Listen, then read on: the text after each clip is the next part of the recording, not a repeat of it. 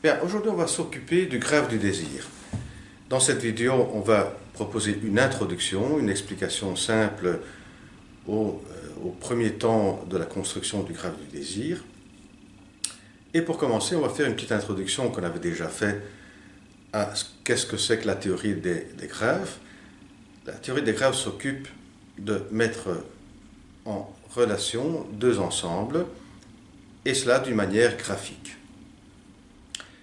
Dans le greffe du désir, ce qu'on met ensemble, c'est l'intention d'un sujet lorsqu'il prend la parole et la construction d'un énoncé quand il prend la parole. On pourrait dire qu'il y a un point ici qui est le sujet qui veut prendre la parole, et ici,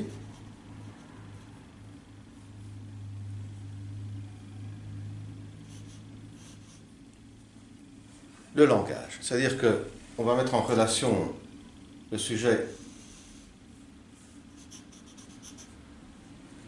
qui, pour vouloir prendre la parole, doit accéder au langage et choisir les mots qu'il veut, dont il a besoin pour construire un énoncé.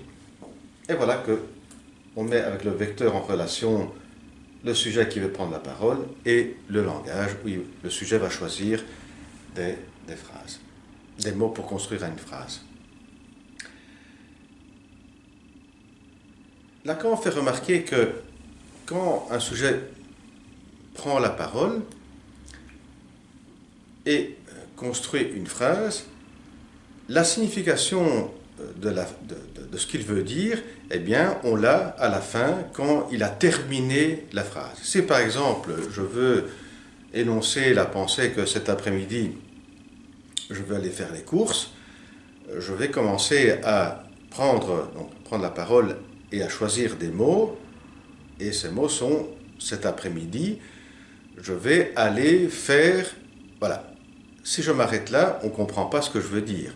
C'est en concluant la phrase, je vais aller faire les courses, qu'on comprend, en clôturant la phrase, ce que je voulais dire. Donc le message a une signification quand il est clôturé. Donc ce qui est important, c'est aussi l'axe du temps. Du coup, pour bien exprimer cela, on va mettre les vecteurs, donc le vecteur qui est l'intention du sujet, à énoncer une pensée à travers le langage, et cela, ça va être de cette manière-ci.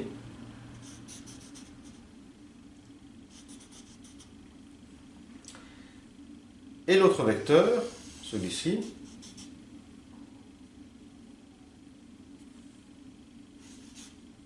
c'est le vecteur du langage. Et on voit bien comment, voilà, la pensée que je disais avant, cet après-midi, je vais faire les courses. Ici, je choisis les mots que je vais employer et on aura une signification complète quand j'aurai terminé dans ce point ici.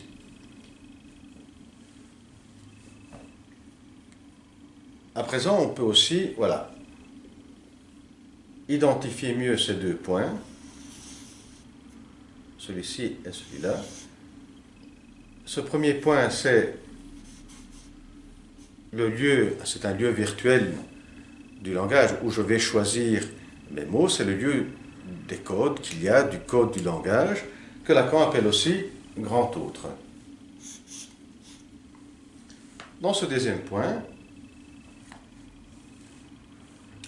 c'est le message.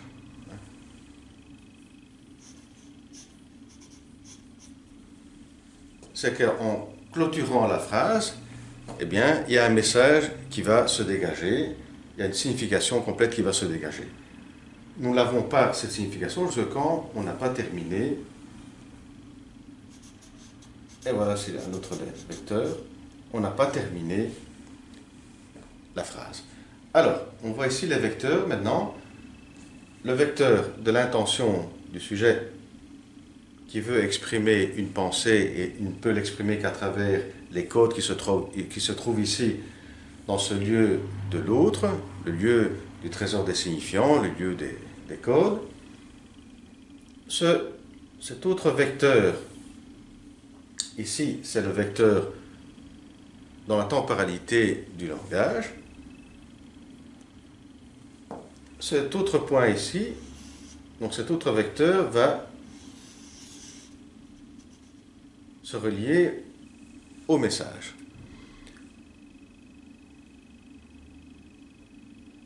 Maintenant, on va voir un peu qu'est-ce qui se passe concrètement quand on énonce une phrase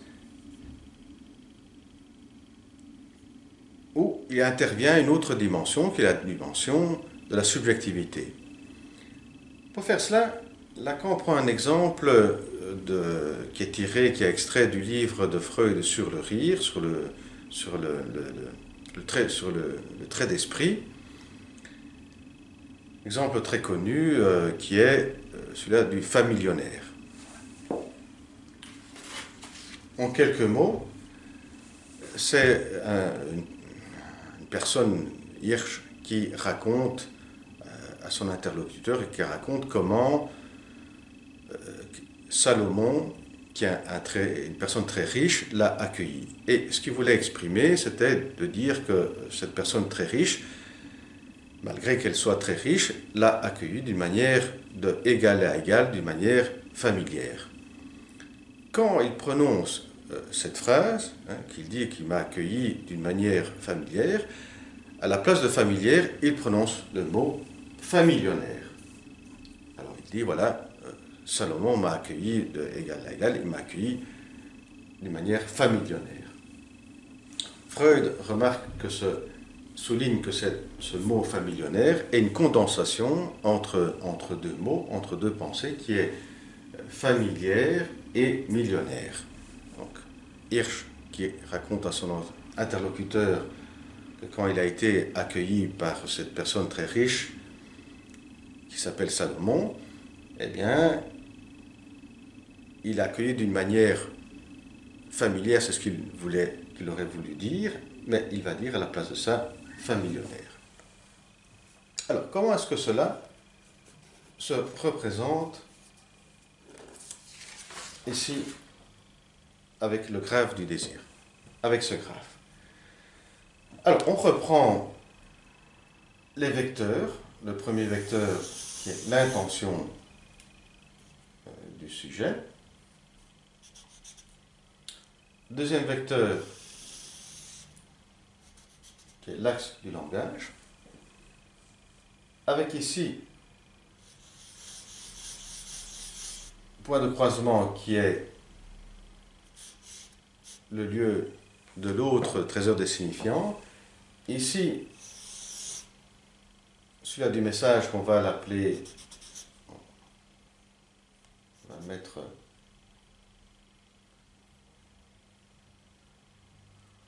cette lettre, avec ce vecteur qui a ce sens-là.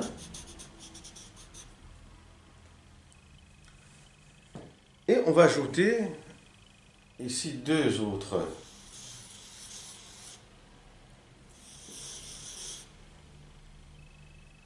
points qui sont B et B et C. Et on va les relier. Alors, ces deux points sont, le premier, le B, c'est le je, et le deuxième B, c'est l'objet.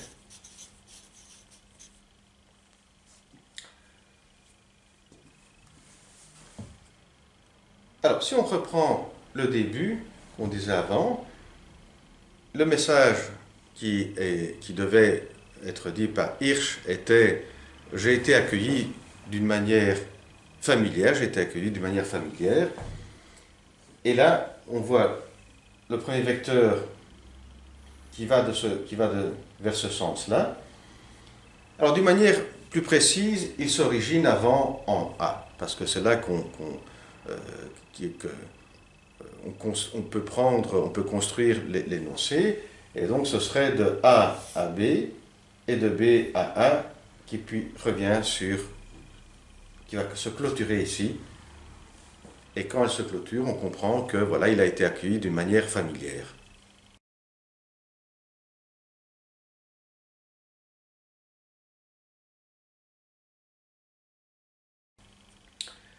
Mais ce qui va se passer, c'est qu'il y a un télescopage. Il y a un parasitage qui se fait. Pourquoi ce parasitage qui va se faire de ce côté-ci, à partir d'ici? C'est que Hirsch, qui avait quelques petits soucis d'ordre économique, avait un certain plaisir à avoir une certaine rassurance, à avoir un ami, avoir quelqu'un dans son entourage qui pouvait être riche. Donc, l'objet du désir ici, c'est mon millionnaire, c'est-à-dire, voilà, le désir d'avoir quelqu'un parmi ses proches qui est millionnaire, qui est très riche.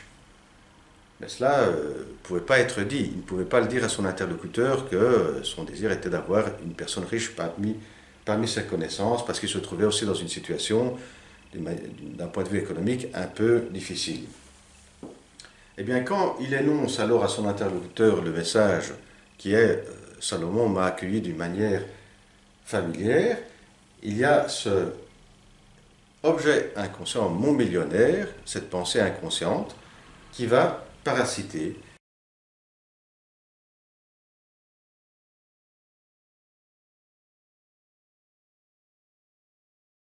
Et en se parasitant, elle va s'énoncer par femme millionnaire, c'est-à-dire cette pensée ne peut pas être exprimée, et alors elle intervient là.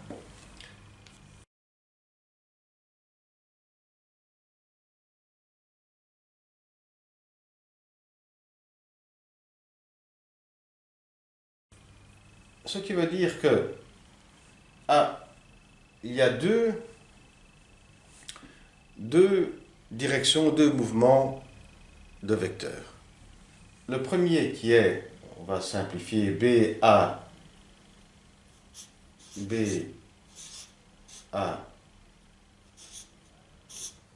mais comme on avait dit, si on veut être plus précis, ce serait A, B, A. Donc, ici, ici, ici et ici. Ce premier mouvement, vecteur, c'est celui-là qui permet d'énoncer, et qui aurait dû énoncer la phrase « J'ai été accueilli d'une manière familière ». Voilà. Ici, j'ai été accueilli d'une manière familière.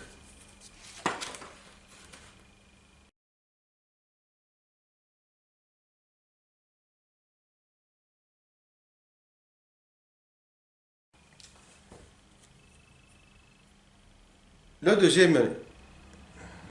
deuxième pensée qui se parasite, qui s'introduit, qui est par cette pensée inconsciente, cet objet du désir qui est cela d'avoir un millionnaire parmi mes propres connaissances, se crée de B, B1 et cette lettre-là, donc, ce serait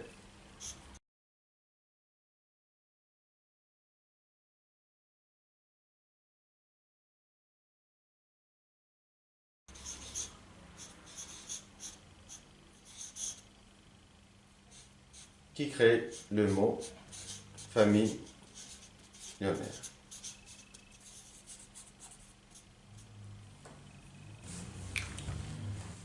Et donc les mouvements du vecteur, un vecteur ici, un vecteur ici, et un vecteur ici. Et si on voit bien la théorie des graphes, c'est de mettre en relation ces quatre ensembles. Premier ensemble du jeu, trésor des signifiants, du message et de l'objet métonymique, l'objet du désir. Donc en résumant quand on formule un énoncé, quand on formule une pensée, cette pensée se formule à partir de cette première trajectoire de vecteurs qui est BA, donc le jeu qui va chercher des mots dans le lieu de l'autre, et on aura l'énoncé, le message, quand l'énoncé est clôturé, quand on a terminé de parler.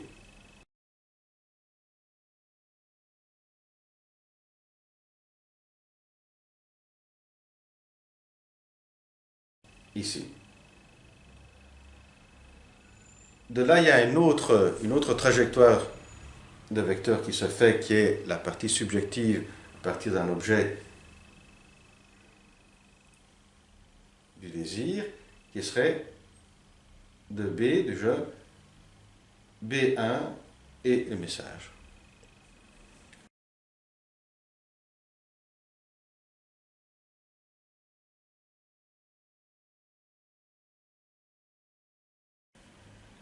Voilà, à la prochaine vidéo. Au revoir.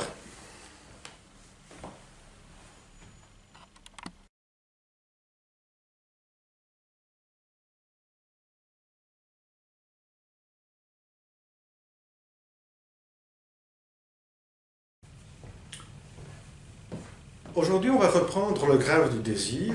Je dis reprendre parce que l'année passée, on avait consacré une vidéo au graphe du désir, une introduction. Ce sera de même aujourd'hui. C'est une introduction, mais en mettant l'accent sur les trois termes besoin, demande et désir. Et donc, c'est de reprendre le début, la naissance du bébé, et de voir comment, même d'un point de vue chronologique, les choses se passent et vont être insérées dans ce graphe du désir. Donc, certainement, le terme central est désir, ce qui est le titre du graphe, le graphe du désir. Comme nous disons, reprenons du début.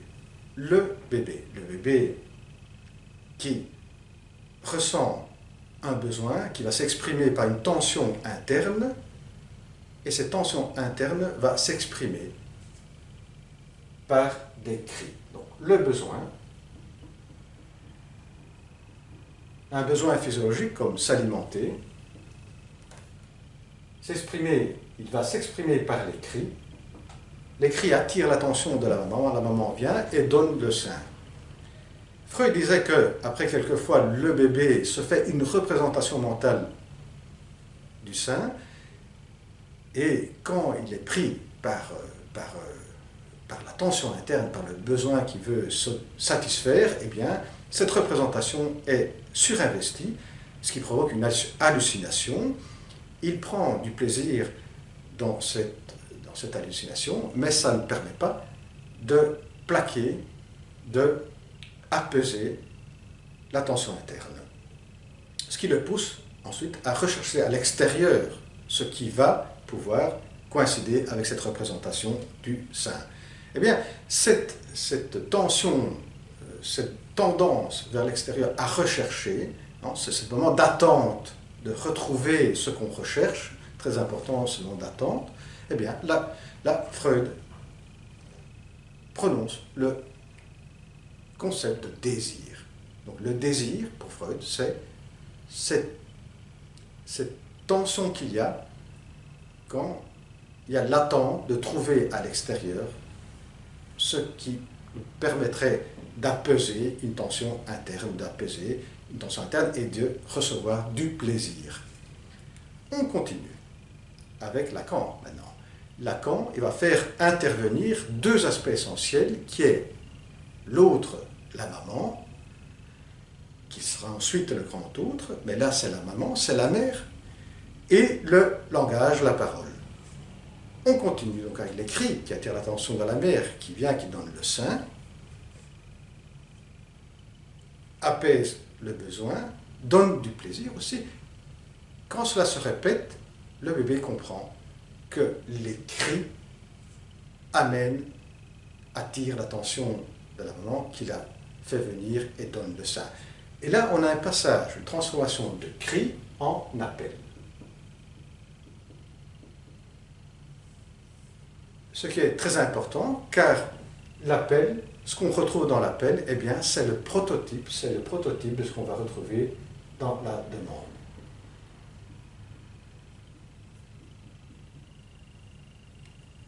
Ici, la demande, la différence c'est que la demande, pour être demande, doit être formulée avec ce qui est de l'ordre de la parole, hein, même si c'est quelques syllabes, mais qui ont une fonction symbolique. Et cela se produit vers les 18 mois, qui est la période où Freud va observer le jeu du Forda. Et ce qui correspond aussi aux études de Piaget qui mettaient l'apparition de l'ordre symbolique, de la représentation de ce qui est absent, à partir de 18 mois jusqu'à 24 mois. On revient à l'appel qui est le prototype et qui se retrouve bien avant les 18 mois, bien avant qu'il y ait l'accès, comme on dit, au symbolique dans le sens de la parole. Ce qui est très important, c'est qu'on retrouve pour Lacan dès le départ, en tout cas très tôt, ce qui est après, on retrouve dans la demande qui est verbalisée par la parole. Donc l'appel est le prototype de quoi? Première chose, c'est l'absence, c'est-à-dire d'évoquer ce qui n'est pas présent, parce que je crie et les cris peuvent attirer ce qui n'est pas présent, c'est évoquer l'absence.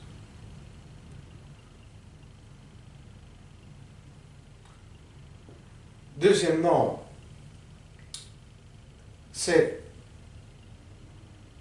que quand la mère arrive avec son sein, ce n'est pas seulement d'apaiser le besoin, il y a aussi un plaisir qui se génère. Ce plaisir, il y a aussi le plaisir de la chaleur de la mère, la présence de la mère et ce qui accompagne aussi cette présence qui est souvent les mots qu'elle prononce, le sourire qu'elle donne. Et là, donc, à cet appel qui est l'appel du besoin, il y a aussi autre chose. Cette autre chose, donc ici on va mettre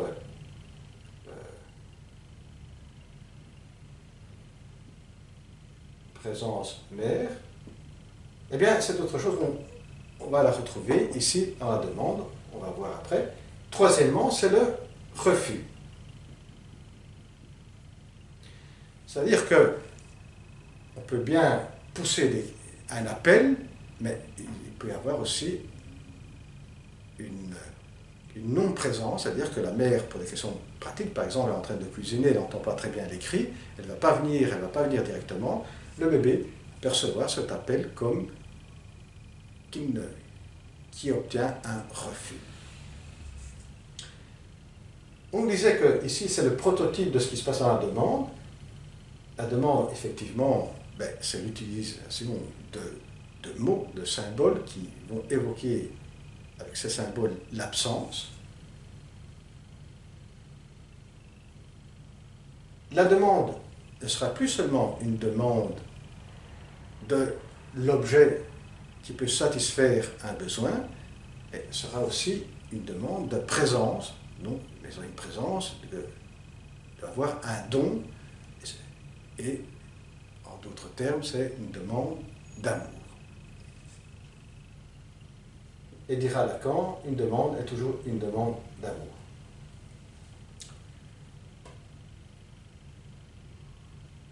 Et pour terminer, le refus, si la maman ne vient pas, elle ne vient pas parce que elle ne veut pas venir, parce qu'elle a d'autres choses dans la tête, c'est l'interrogation, on interroge le désir de l'autre. Et ici, c'est la question du désir qui est centrale, après tout, dans le grave, qui est donc ce qui va se passer entre le besoin et la demande. Maintenant, on va voir comment tout cela est représenté, est présenté dans le graphe. Donc Lacan va matérialiser ça raffigurer ça dans ce graphe il y a pour Lacan deux étages. Un premier étage et un deuxième étage. Un deuxième étage, ici. Et pour expliquer ces deux étages, il va les décrire en trois stades. Mais il va dire, ce ne sont pas des stades, effectivement. Ce ne sont en tout cas pas des stades chronologiques. Et ici, on est dans la chronologie. Ici, on est dans ce qui se passe. Si vous observez dans la réalité un bébé qui devient enfant ici, par contre, dans le graphe, la description passe par des stades qui ne sont pas des stades chronologiques, ce sont des stades logiques.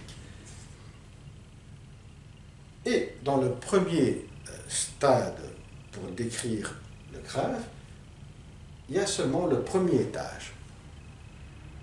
C'est ce qu'on avait décrit dans notre première vidéo. Le premier étage, eh bien, c'est un étage tout simplement qui indique la prise de l'être humain dans le réseau signifiant, dans le langage, dans la parole. Et donc le besoin qu'on peut indiquer par cette ligne doit passer forcément par ce monde, par cet univers du langage, qui est ici, c'est, comme on disait dans la première vidéo, l'espace du code, du langage, et ici, c'est l'espace du message, et que se voit un peu transformer le besoin en autre chose. Eh bien,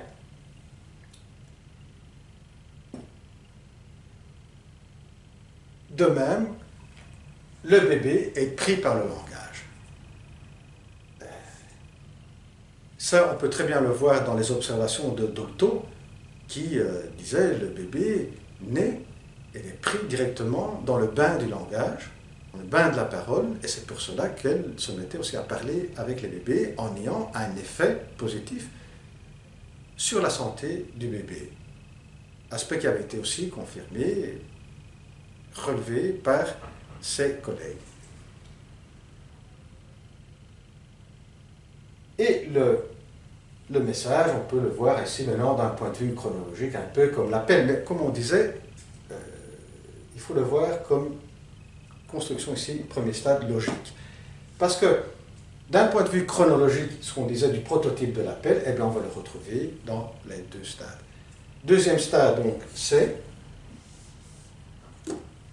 quand, voilà, ça correspond à peu près ici, à peu près au 18 mois, donc quand commence la demande d'amour.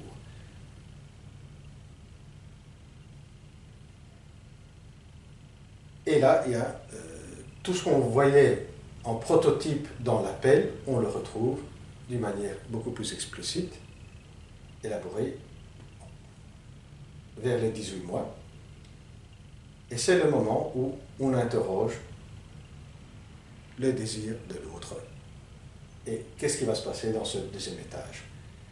Troisième stade, c'est quand on fait intervenir la relation spéculaire. Et la relation spéculaire se termine aussi vers les 18 mois, donc on est entre les 6 mois et les 18 mois. Relation spéculaire. Et quand il fait intervenir la relation spéculaire, il y a les parties en dessous des deux étages. Quand on avait présenté notre première vidéo comme introduction au graphe du désir, ce que j'ai fait, c'est de présenter ce premier étage avec la partie en dessous aussi.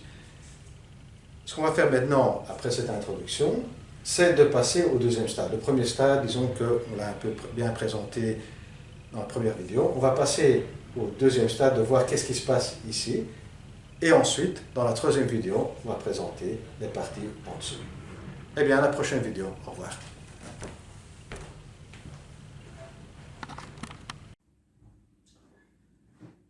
Bien, on va reprendre aujourd'hui le graphe du désir. Je dis reprendre parce qu'on avait déjà consacré 2 vidéos à cet argument. Aujourd'hui, on va un peu compléter la construction du graphe du désir et voir comment il fonctionne dans son ensemble avec les 2 étages. Dans certains passages, j'irai assez rapidement parce qu'on les a déjà vus, c'est les arguments dans ces 2 vidéos, et il y a d'autres arguments qui ont été développés dans d'autres vidéos. On va commencer très rapidement par décrire le premier étage. Souvenez-vous que le graphe du désir, au départ, représente ce qui se passe chez l'enfant quand, nécessairement, inévitablement, pour exprimer un besoin, il doit apprendre à l'exprimer par des mots, par un langage. Donc, voyons le premier étage très rapidement. Il y a deux vecteurs qui se croisent. Alors, qu'est-ce qui pousse à rentrer dans ces vecteurs? C'est le besoin. C'est-à-dire, l'enfant a un certain besoin, il l'exprime, il apprend à l'exprimer par les mots. Il va ici, au premier croisement, choisir certains mots, et c'est le lieu de l'autre, c'est le lieu où il y a le trésor des signifiants. Il va choisir ces mots pour exprimer, pour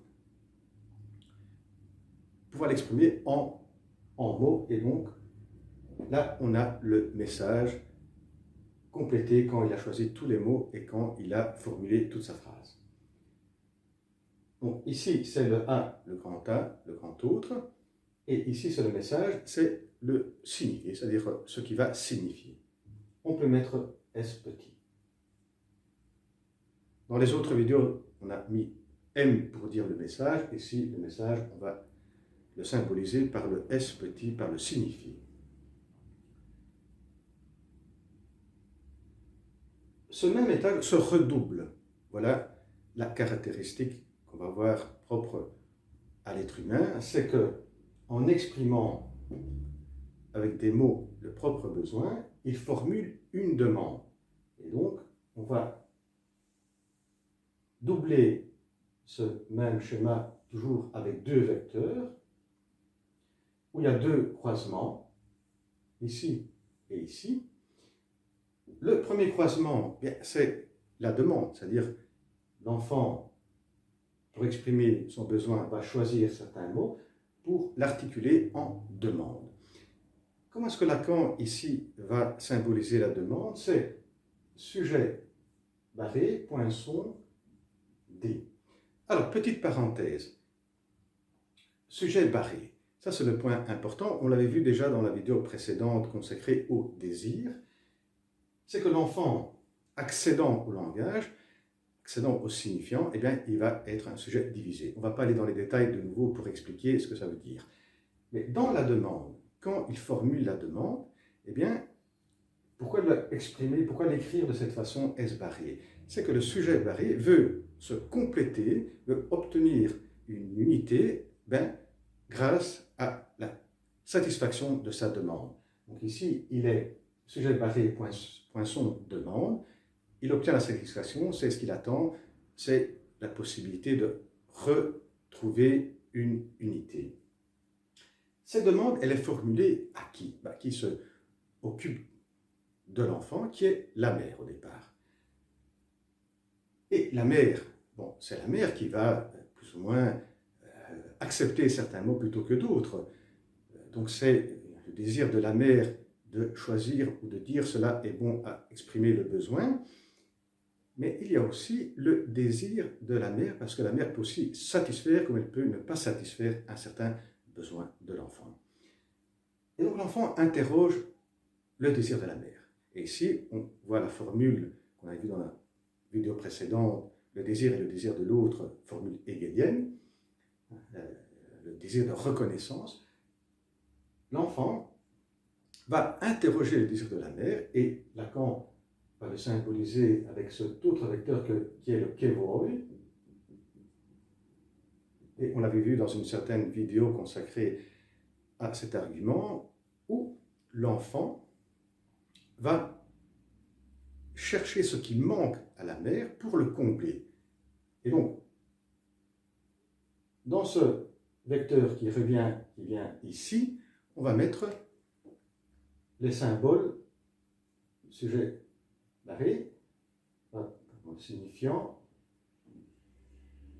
et laisser l'autre qui est barré. Qu'est-ce que ça veut dire? C'est que l'enfant, en interrogeant le désir de la mère par rapport à ce qui manque à la mère ici représentée par le A barré. et donc un signifiant qui peut aller, qui manque à la mère. Voilà ce qui est, on peut dire comme ça, la trajectoire dans le grave du désir de ce qui se passe quand l'enfant, pour exprimer un besoin, passe par le défilé des signifiants et passe par la demande et le désir de l'autre. Voyons maintenant ce qui se passe dans les étages inférieurs à chaque étage. Ici, on avait déjà vu, il y a le M et ici le I de A. Qu'est-ce que ça veut dire cela? Ici, c'est le moi qui s'identifie à l'image spéculaire, c'est le stade du miroir. C'est-à-dire que l'enfant, en se reconnaissant dans l'image reflétée sur le miroir, va se former le moi à travers cette identification. Et donc, on revient ici le besoin, qui le formule à travers des mots, et il va utiliser le je, un je symbolique, et c'est le moi qui va se voir dans cette formulation. Et le moi est relié à l'image spéculaire. Cette image spéculaire, on a déjà vu qu'elle est investie de libido, et à chaque fois qu'il rencontre quelqu'un, un autre corps, une autre personne, eh bien, cette libido va investir l'autre personne. Donc, ce I de A est aussi le corps, les corps qu'il va rencontrer, les personnes qu'il va rencontrer. Comme pour l'étage qu'on a vu ici, il y avait un doublement, redoublement, de même pour ça. Ici, le doublement se fait à ce point ici qu'on met le D qui est le désir, et ici, le fantasme.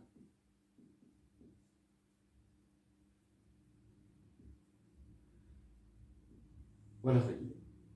Alors, le désir, ici, il se crée dans le creux entre le besoin et la demande.